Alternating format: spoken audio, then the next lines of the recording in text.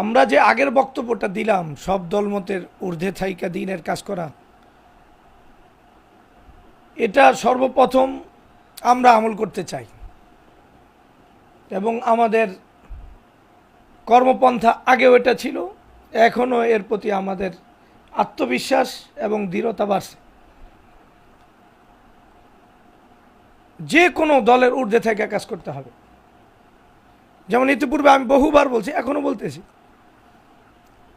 আপন করে বলছি, আবার একটু অভিমান করেও বলছি যে কোনো দলের সাথে আমাকে আল্লাহর রাস্তায় আপনি যোগসূত্র করাবেন না। যার যেমন চায় বলা দরকার নেই, আমি সুস্পষ্ট বক্তব্যের পরে কোনো কথা থাকে না। সুস্পষ্ট বক্তব্য হইল মানে এরা মনে করে আমরা কোনো সংগঠনের সাথে যুক্ত, দাওলার সাথে অথবা অন্য কোনো জিহাদি সংগঠন আল কায়দার সাথে। আমাদের কোনো সংগঠনের সাথে জাররা বরাবর যোগসূত্র নাই, আগেও ছিল না, এখনও নাই। হ্যাঁ, যদি আমরা কখনো কোনো জজবাতি কথা বলি, মানে কোনো আবেগের কথা বলি, ওটাকে দলিল হিসাবে আনাটা অপরাধ আমাদের সুস্পষ্ট বক্তব্যের পরে। কিন্তু একটা বড় সমস্যা, আমাদের অনেক নেককার সাথী যারা আমাদের কাছে মহব্বত নিয়ে আসতো এবং জান্নাতি যে জীবন এই বইয়ের যারা ছাপাইছে, যারা যে প্রকাশনা থেকে, ওই প্রকাশকরাও আসতো, আন্তরিকতার সাথে আমরা কথা বলতাম। তাদের কাছেও আমি মাসলা স্পষ্ট করছি। কিন্তু যারা আমাদেরকে ছাড়ছে তাদের একটা সমস্যা যেটা, সেটা হলো তারা মানে অনলাইনে অফলাইনে বলতে চায় যে আপনি দাওলাকে খারিজি বলতে হবে, না বলার আগ পর্যন্ত আপনি মুসলমান না। তাদের এটা দিলের ভাষা হতে পারে, আমি জানি না, অথবা আপনার কাছ থেকে কোনো কিছু নেওয়া যাবে না, এটা তারা ইমানের দায়িত্ব মনে করে, কাউকে ফিরানো ইমানের দায়িত্ব মনে করে। কিন্তু আমরা তারা কাছে আসলে বুঝাইতে পারতাম, কাছে আসে না, কারণ আসলে যদি আবার গুমরা হয়ে যায়, এই জন্য আসার একটা ভয় তাদের দিলের ভিতরে আছে।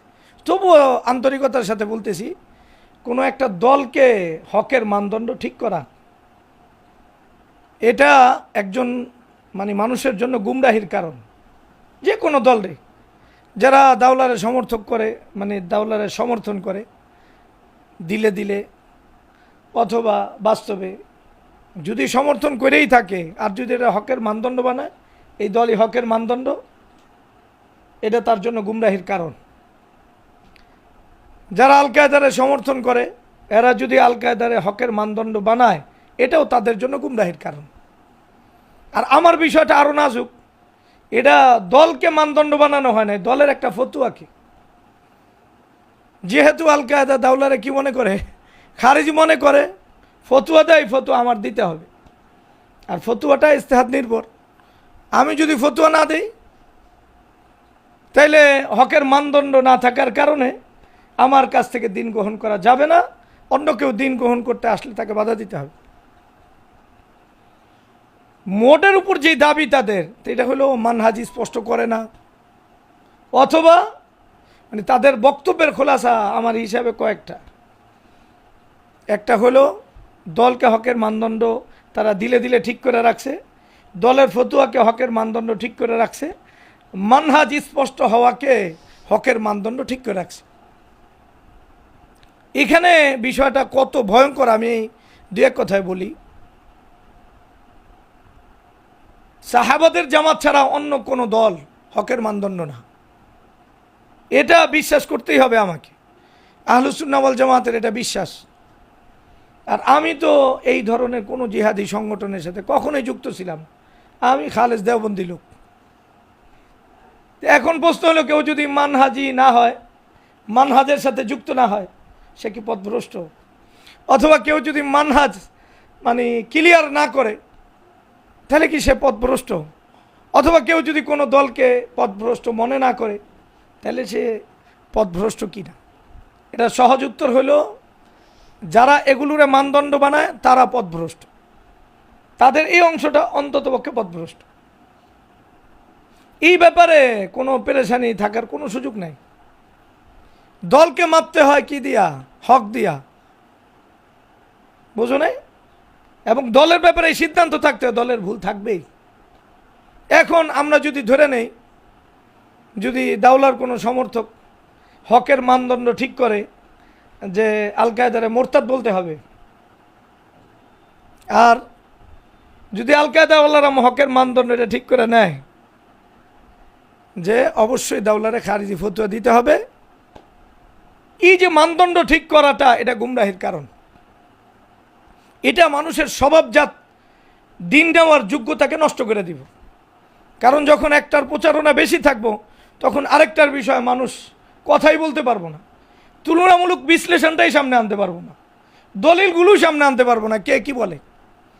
আমরা ওই পাঠ পরে আলোচনা করব। বাকি আমরা যেহেতু কোনো দলের সাথে যুক্ত না, আমরা কোনো মানহাজের সাথেও যুক্ত না, কোনো দলের সাথেও যুক্ত না, আমরা কোনো দলকে হকের মানদণ্ড বলি না, কিন্তু আন্তরিকভাবে যারা আসলে নেককার, এদের দিল থেকে ওই ধোকাটা সরাইতে চাই, মানদণ্ড তারা এটা কি ঠিক করলো? দলকেও না, দলের একটা ফতোয়ারে মানদণ্ড ঠিক করলো, এটার ভিত্তিতে বাস হক না হকের মানদণ্ড ঠিক করা, তার কথা শোনা যাবে না, তার কাছে যাওয়া যাবে না, এটা তারা সিদ্ধান্ত নেয়। জায়গায় জায়গায় উনি মানহাজ ক্লিয়ার করেন, আমার তো মানহাজই নাই, তো মানহাজ কি ক্লিয়ার করুন? বিশেষ করে আমার কাজের ধরনটা বোঝা দরকার। এটা যদি কেউ না বোঝে তাহলে তার বিপত্তি আছে অনেক। আমার কাজের ধরন হলো, যারা অনলাইনে দিন ইমান শিখছে, এদের ভিতরে সবাইরই মানে কাফের বলার বা কাফের মনে করা একটা প্রবণতা থাকে প্রথম প্রথম ইমানদার হওয়ার কারণ। সে যে দলের হোক, আল কায়দার হোক, দাওলার হোক, কেউ বলবো দাওলার ভিতরে বেশি থাকতে পারে, কে কোন দলের এটা তারা বিশ্লেষণ করবে। কিন্তু আমার কাজটা হইল ওই ভাবনা থেকে তারা সরায় আনা, যে উম্মাহ যেন সাধারণ লেভেলের যারা, তারা মানুষকে তাকফির না করে এবং মানুষকে কাফের মনে না করে। তো যুবকদেরকে আমরা সবসময় এটা থেকে ফিরে আনতে চাই।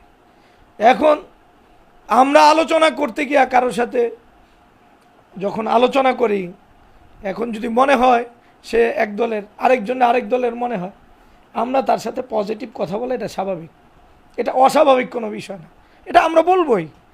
কিন্তু আমাদের কাছে মূল টার্গেটই এটা, এই যুবকটা একটা শক্তি আমাদের, ও যেন উম্মাকে গুমরা মনে না করে, কাফের মনে না করে, চতুর্দিকে তাকে নিজেকেই শুধু ইমানদার মনে না করে, বরং নিজের সংশোধন নিয়ে ওয় ব্যস্ত হয়, উম্মাকে নিয়ে ওর সামর্থ্য অনুযায়ী ফিকির করে।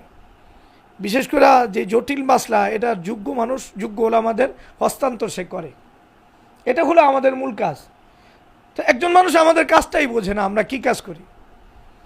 আমরা একজনকে আসলে তার ভিতরে যে অতি জজবা, ওইটাকে একটা শক্তিতে রূপান্তরিত করতে চেষ্টা করি এবং নেককার আলেমদের সাথে যুক্ত করতে চেষ্টা করি, আর হকের কথাটা বলতে চেষ্টা করি, যাতে হক দিয়ে সে দলটা নির্ধারণ করে।